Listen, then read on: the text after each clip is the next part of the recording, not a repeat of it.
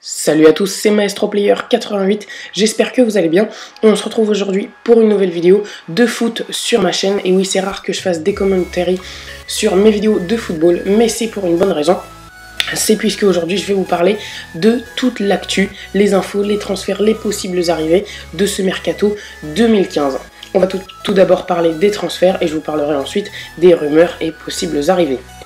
On commence tout de suite avec un très gros transfert, c'est Arda Turan qui vient d'arriver au Barça.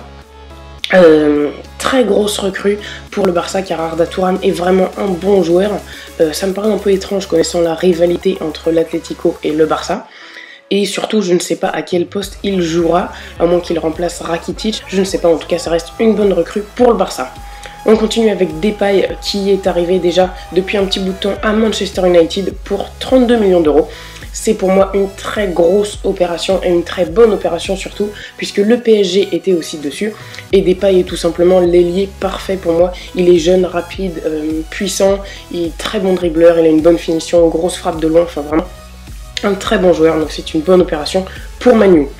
On reste en première ligue et Arsenal qui a recruté Setch tout simplement pour 14 millions d'euros. C'est pour moi aussi un très bon transfert car Arsenal se cherchait depuis longtemps un bon gardien meilleur que Chesney et Setch a prouvé même cette année qu'il avait encore le niveau pour jouer dans un très gros club. Donc c'est un bon transfert pour Arsenal. On continue avec Firmino qui est arrivé à Liverpool pour 40 millions d'euros. Ça me paraît un peu cher, mais Firmino est un joueur très prometteur, donc ça reste à voir en tout cas comme transfert. En Liga cette fois-ci, Vieto et Jackson Martinez sont arrivés à l'Atlético pour 22 millions d'euros et 35 millions d'euros. Donc encore une fois, l'Atlético fait un très bon recrutement. L'année dernière, ils avaient recruté Griezmann et cette fois-ci, ils recrutent deux très bons attaquants. Vieto qui a fait une très bonne saison à Villarreal et Jackson Martinez, malgré qu'il soit un peu sur sa fin de carrière et encore, je crois qu'il a autour des 30 ans, un peu moins. Il a fait une très grosse saison l'année dernière avec Porto. Et on continue en Liga avec Danilo qui est arrivé au Real Madrid pour 30 millions d'euros. Ça fera bien sûr de la concurrence pour Carvajal. C'est un bon arrière-droit Danilo. Je pense qu'il pourra montrer de belles choses.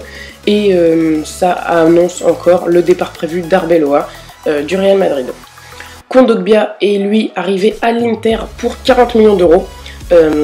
C'est un bon transfert pour l'Inter, mais je pense que Kondogbia aurait pu trouver un club un peu mieux que l'Inter. Je pense qu'il avait des prétendants peut-être plus haut placés, disons.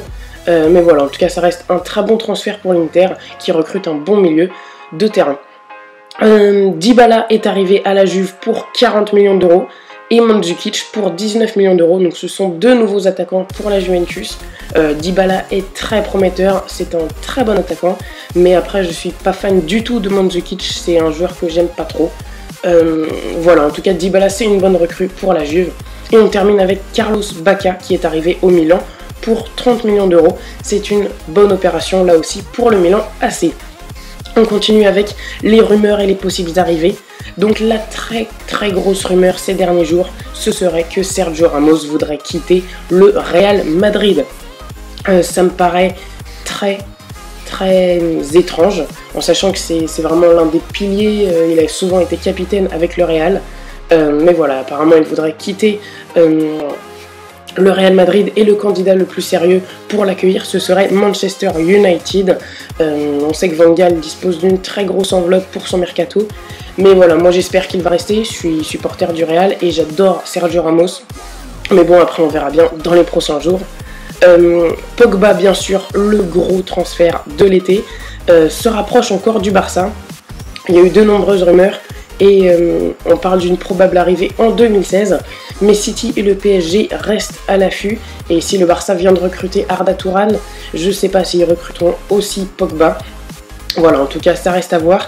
Kevin Trapp, qui est le gardien de Francfort, serait sur le point de signer au PSG, c'est sûr, c'est pas encore officialisé à l'heure où je vous parle, et ce serait la première recrue parisienne. qui remplacerait sans doute Sirigu. Apparemment, Douchez resterait le portier numéro 2, mais il remplacerait Sirigu au poste de gardien. City aurait proposé 63 millions d'euros à Liverpool pour Raheem Sterling. Si c'est vraiment le cas, Liverpool va bien sûr laisser partir Sterling, c'est obligé. Pour 65 millions d'euros, il n'y a pas photo. Je suis pas sûr que Sterling vale autant sur le marché des transferts, mais en tout cas ce serait une bonne recrue pour Manchester City.